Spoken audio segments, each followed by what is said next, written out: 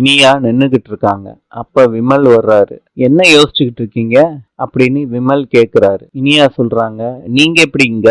அதெல்லாம் இப்ப முக்கியம் கிடையாது, எதுக்குன்னு சொல்லுங்கன்னு கேக்குறாரு. அதுக்கு நான் நாளைக்கு ப்ராஜெக்ட் சப்மிட் பண்ணணும்னு சொல்றாங்க இனியா. விமல் அதை செஞ்சு கொண்டுட்டு வந்து இனியா கிட்ட கொடுக்கறாரு. ரொம்ப நன்றின்னு விமலுக்கு சொல்றாங்க இனியா. இத பாக்யா பாத்துடுறாங்க.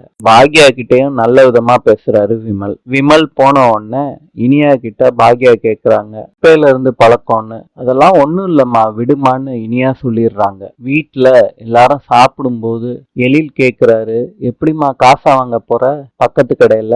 எழில், எப்படி இருந்தாலும் வாங்கிதான் ஆகணும். கொஞ்ச நேரம் இத பத்தி பேசிக்கிட்டு இருக்காங்க வீட்டுல எல்லாரும். செழியன் வந்து ஜெனிய வந்து டின்னருக்கு கூப்பிடுறாரு. அத பத்தி கொஞ்ச நேரம் பேசிக்கிட்டு இருக்காங்க. மயு கேக்குறாங்க கமலா பாட்டி கிட்ட, இன்னைக்கு என்ன பாட்டி சமைச்சிங்க? சப்பாத்தியும் உனக்கு பிடிச்ச உருளைக்கிழங்கு குருமாவும். சூப்பர் பாட்டின்னு சொல்றாங்க. என் மாமியாளுக்கும் சேர்த்து தானமா சமைச்சா? எது காலையில பண்ண மாதிரி குப்பையில கொட்டுறதுக்கா? அந்த டயத்துல கோபி சாப்பாடு கொடுத்து அனுப்புனாரு, அதனால நம்ம சமைச்சது வீணாயிருச்சு. அதனால எப்பயும் வாங்கி கொடுத்து விடுவாருன்னு நினைப்பாமா உனக்கு? அம்மா, நீ அத்தைக்கும் சேர்த்தே சமமா. ராதிகா, சேர்த்துதான் சமைச்சிருக்கேன், அத முதலே சொல்லிருக்கலாம்லம்மா. ராதிகா, இதெல்லாம் ஓரளவுக்கு தான். புருஷனோட அம்மாவுக்கெல்லாம் சமைச்சு கொடுக்கணும்னு எனக்கு என்ன தேவையா? சரி ராதிகா, எப்ப அந்த அம்மாவை கிளம்ப சொல்ல போற? அம்மா, அதெல்லாம் இப்ப நடக்க போறது இல்லம்மா. அப்பனா நான் கிளம்பி போக வேண்டியதுதான். அம்மா படுத்தாதம்மா, போம்மா, கொஞ்சம் பொறுமையா இருமா, என்ன பண்றதுன்னு பாப்போம்.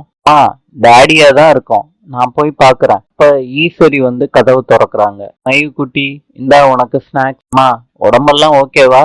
இருக்கேன்டா கோபி. தியானம், லஞ்ச் சாப்பிட்டீங்களாமா? சாப்பிட்டேன் கோபி. ஆனா நைட்டுக்கு தான் என்னன்னு தெரியல. என்னம்மா, இந்த வீட்டுல உங்களை பட்னி போடுற மாதிரியே பேசுறீங்க? மா, நீங்க இப்படி பேசும்போது என் மனசெல்லாம் ரொம்ப பதறுதுமா. உங்களை நல்லா தான் பாத்துக்கிட்டு இருக்கேன், நல்லா பாக்கணும்னு நினைக்கிறேம்மா. பாத்தீங்களாம்மா, உங்களுக்கும் எனக்கும் கிச்சன்ல இருந்து சாப்பாடு கொண்டு வந்திருக்கேன். நம்ம 2 பேரும் ஒன்னா சேர்ந்து சாப்பிடலாம். சந்தோஷம் தானேம்மா? இல்ல, நான் உங்களுக்கெல்லாம் சமைச்சு போடுறேன், நான் என்ன பைத்தியக்காரியா? அதுல என்ன சந்தேகம்? இந்த பாருங்க, உங்ககிட்ட நான் எதுவும் பேசல, நீங்க மாப்பிள்ளை கிட்ட தான் பேசுறேன். உங்களை யாரும் சொல்லல, உங்களுக்கு எதுக்கு சிரமம்னா நான் கிச்சன்ல இருந்து எடுத்துட்டு வந்தேன். அப்படி நீங்க ஃபீல் பண்ணீங்கன்னா சமைக்கிறதுக்கு முன்னாடியே எங்க கிட்ட சொல்லிருக்கணும்ல. சமைச்சதுக்கு அப்புறம் வெளியே இருந்து நீங்க சாப்பாடு வாங்கிட்டே வந்திருக்க கூடாது. நான் எங்க இருந்தோ வாங்கிட்டு வரல, நம்ம கிச்சன்ல இருந்து எடுத்துட்டு வந்தேன். ஏதோ ஒண்ணு கோபி, நீங்க பண்றது சரியில்லை. அதிகா, என் பையன் எனக்கு சாப்பாடு எடுத்துட்டு வரான், அது எதுக்கு நல்லா இல்லைன்னு சொல்ற? வீட்டுல எதுவுமே இல்லாத மாதிரி கொண்டுட்டு வர்றது எனக்கு பிடிக்கலங்கிற. உங்களை நாங்க டார்ச்சர் பண்ற மாதிரின்னு நினைக்கிறது எனக்கு சுத்தமா பிடிக்கவே இல்லை. அதிகா, சொன்னாலும் சொல்லலாட்டியும் அதானே உண்மை. நீங்க 2 பேரும் என்ன கொடுமைப்படுத்திக்கிட்டு தானே இருக்கீங்க. யாரு உங்களை கொடுமைப்படுத்தினது? நானும் எத்தனையோ பேரை பார்த்திருக்கேன், இப்படி ஒருத்தங்களை நான் பார்த்ததே கிடையாது. வீட்டுல சண்டையே நடக்க கூடாதுன்னு நினைக்கிற மனுஷங்க இருக்காங்க. சண்டைய மூட்டி விட்டுட்டு குளிர்காயிற மனுஷங்களை இங்கதான் பாக்குறேன்.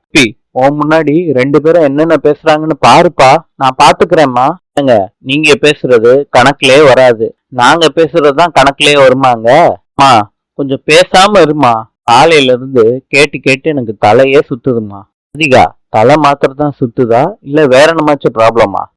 பண்ற சேட்டையெல்லாம் பண்ணிட்டு தலை சுத்துதுன்னு சொல்லிட்டு இருக்கா, உடனே உன் பொண்டாட்டி பின்னாடி போயிருவியா?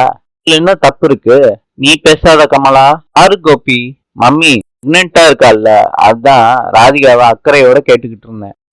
கொஞ்சம் அமைதியா இருங்க. ராதிகா பேபி, என்னாச்சு? டாக்டரை பார்க்கணுமா? உன்னையெல்லாம் 10 மாசம் சுமந்து பெற்று ஆளாக்குனேன் பாத்தியா, என்னைய சொல்லணும். இல்லப்பா, நான் ஒன்னும் பேசல, நான் போய் தூங்க போறேன். நிஜமா சொல்றேன், இப்படி ஒருத்தவங்களை என் வாழ்க்கையில நான் பார்த்ததே இல்லை. இல்லாத விஷயத்த எப்படி ஊதி பெருசாக்குறாங்க. வந்து எத்தனை நாள் ஆச்சு பாத்தீங்கல்ல, எத்தனை சண்டை பாருங்க. ஐயோ, இவங்களெல்லாம் பாக்யா எப்படி சமாளிச்சாங்கன்னு தெரியலையே. பேபி, உடம்பு சரியில்லைன்னு சொன்ன, தலை சுத்துதுன்னு சொன்ன, இப்படி போனா எப்படி? இல்ல, ராதிகாவை நான் பாத்துக்கிறேன், உங்க அம்மாவை போய் நீங்க கவனிங்க சொல்றாரு ஜெனிக்கு. இந்த மெனுவை பார்க்கணும்னு அவசியமே இல்லை, என்ஜாய் பண்ணி சாப்பிடு.